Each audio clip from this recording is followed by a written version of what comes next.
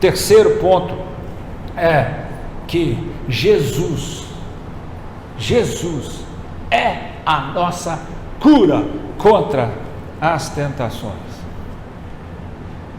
Não só contra as tentações, contra todos os efeitos nocivos e destruidores da queda pelo pecado.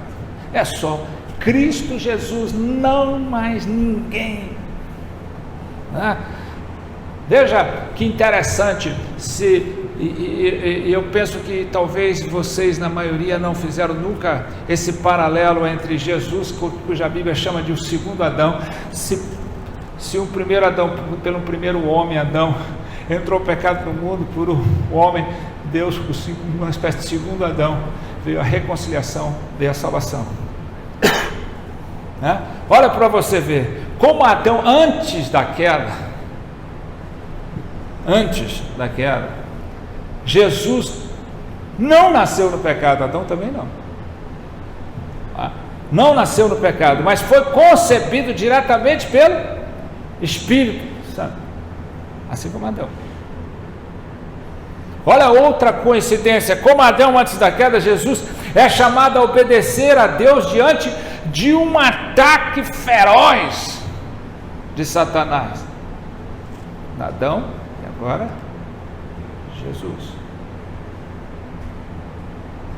Mas as coincidências param por aqui. Essas duas coincidências é irrevogável.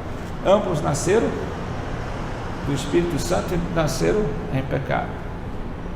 E ambos tiveram a oportunidade de obedecer a Deus, um chamado a obedecer a Deus diante de um ataque feroz de Satanás. Mas enquanto Adão estava no paraíso, no paraíso com o estômago cheio, Jesus estava no deserto do nosso exílio de Deus, e com o estômago totalmente vazio.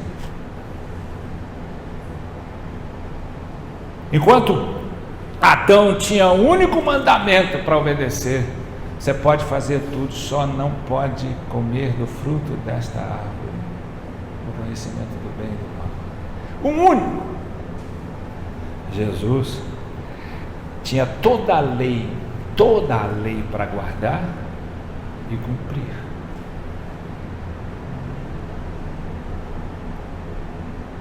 Jesus fez o que Adão fracassou em fazer. Ele resistiu à tentação do diabo de se exaltar. Jesus escolheu claramente obedecer a Deus até a morte. O diabo sugeriu a Adão e sugeriu a Eva que se eles comessem, eles iriam ter poder, ser como Deus, se exaltar. Esse é o maior perigo da vida humana. Você pode fazer o que você quer, você tem o direito de fazer do seu jeito. É incrível como a gente vê isso,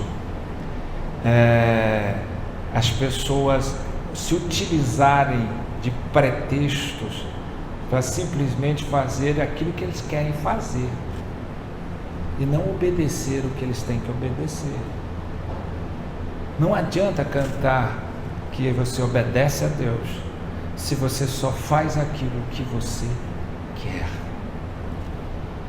Se você faz o que você quer, se você faz aquilo que você sabe que está na contramão, é contraditório aquilo que Deus fala em sua palavra, o que você está fazendo? Mas eu obedeço em parte. Isso não existe. É igual a equivalência, Tem gente que adora dizer: mas todo mundo peca, todo mundo erra. Você também erra, o senhor também peca. Eu peco, mas o senhor peca. Como estão dizendo aí, uma unha encravada não é igual um tornozelo quebrado. Essa equivalência não serve. Todo mundo peca, pecado é tudo igual. A justificativa dos imbecis, dos medíocres, é essa: eu peco, eu desobedeço, mas todo mundo peca. como se todo pecado é igual. Eu faço, minha motivação é fazer, mas fulano faz, cigano faz, por que eu também não posso fazer? Então, quando ele, ao invés de ele entender, eu não devia ter feito isso, eu não devia viver essa vida, fazer, mas o senhor também peca, todo mundo peca, eu sei que eu erro, mas todo mundo também erra. Isso é justificativa débil, que não faz nem cócegas no trono de Deus. Pelo contrário, irrita.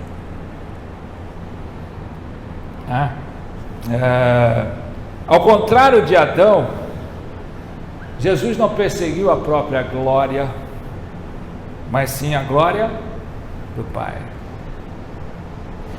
Então as tentações, elas servem disso. A queda que nos destruiu, nos tornou malditos diante de Deus, nos separou de Deus, foi na tentativa de buscar a nossa glória.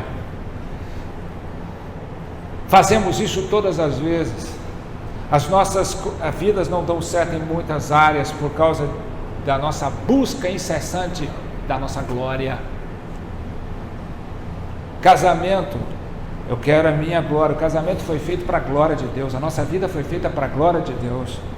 Então, quando eu busco a minha glória, eu estou cedendo à tentação do diabo. Eu estou funcionando como o primeiro Adão e não como Jesus. Jesus resistiu ao diabo porque ele nunca perseguiu a sua glória, mas a glória do Pai. Ele não usurpou, como a palavra de Deus diz, ser igual a Deus, mas ele sofreu como homem, se humilhou como homem. Ele não quis ser Deus sendo Deus. E nós que somos homens finitos, malditos, pecadores, imundos, queremos ser deuses da nossa história. E eu poderia falar mais um monte. Eu poderia ficar aqui decifrando as diferenças de Jesus para tudo. Mas somente essas são vamos dizer assim, bastam para lhe mostrar que Jesus é a cura. E que essa é a resposta para como nós podemos confiar em Deus e na sua palavra, diante da tentação, diante da dor e do sofrimento. Quando a gente olha as diferenças e as ações de Jesus, elas mostram para nós, aí está a resposta, porque eu posso confiar em Deus, diante de toda a dor, de todo o sofrimento, diante de toda a tentação que me vier na vida. As pessoas procuram resposta o tempo todo. Por que a gente sofre? Por que acontece isso? Por que Deus permite aquilo? Por que não sei o quê? E querendo respostas. Por que eu sofro tanto? Por que aconteceu? A resposta, eu continuo confiando em Deus, porque Jesus sofreu tudo e ele não vacilou, e ele não buscou a sua glória, e ele entendeu o valor maior, porque o texto aqui diz que no fim, com isso deixou o diabo, e eis que vieram anjos e o serviram. Ao invés de se servir das falsas e enganosas propostas do diabo, ele se serviu do banquete dos céus. E é isso que acontece. Eu posso confiar, porque se eu passar por qualquer e tanto dor e sofrimento neste mundo, eu sei que está reservado para mim o banquete nos céus. Um banquete nos céus. E quanto mais eu confiar nessa promessa, mais ânimo, determinação, disposição e vigor eu vou ter para enfrentar as dificuldades da vida. Então, a vitória sobre a tentação vem aí. Primeiro, reconhecer que o diabo é um inimigo real e perigoso.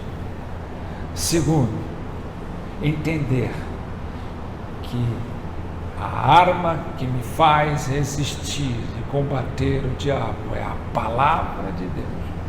e eu tenho que saber manuseá-la. Eu tenho que ser um grande guerreiro. E um grande guerreiro não é aquele que tem força física, que sabe lutar bem, mas é aquele que sabe usar a única arma que pode derrotar o diabo, que é a palavra de Deus. E um grande guerreiro é aquele que sabe que Jesus sofreu todas as opressões e pressões e tentações e não pecou, resistiu. É Ele, homem perfeito, Deus perfeito, que veio para nos salvar. Não buscou a sua glória. Ele é o meu exemplo, Ele é a minha referência, Ele é o meu sustento, e é nele que eu olho quando as coisas estão fracas, quando a fraqueza me diz, eu falo que traz meus olhos para Ti, Jesus, traz meus olhos para Ti, porque eu estou olhando para as ondas, eu estou olhando para os ventos contrários, eu estou olhando para as inseguranças e para as impossibilidades humanas, eu vou afundar. Traz meus olhos para Ti, Jesus, porque quando eu tiro meus olhos de Jesus, eu não ouço mais a voz dele dizendo, venha, não temas, eu sou contigo, eu sou o teu Deus, eu te esforço, eu te ajudo, eu te sustento com a destra da minha justiça. Eu não ouço mais isso, eu ouço o barulho das ondas, eu ouço o barulho dos ventos, eu ouço o barulho da circunstância. Traz os seus olhos para Jesus, confia nele, e você encontrará resposta e força contra todas as tentações e contra toda a dor e sofrimento que a vida lhe impuser. Amém? Aleluia.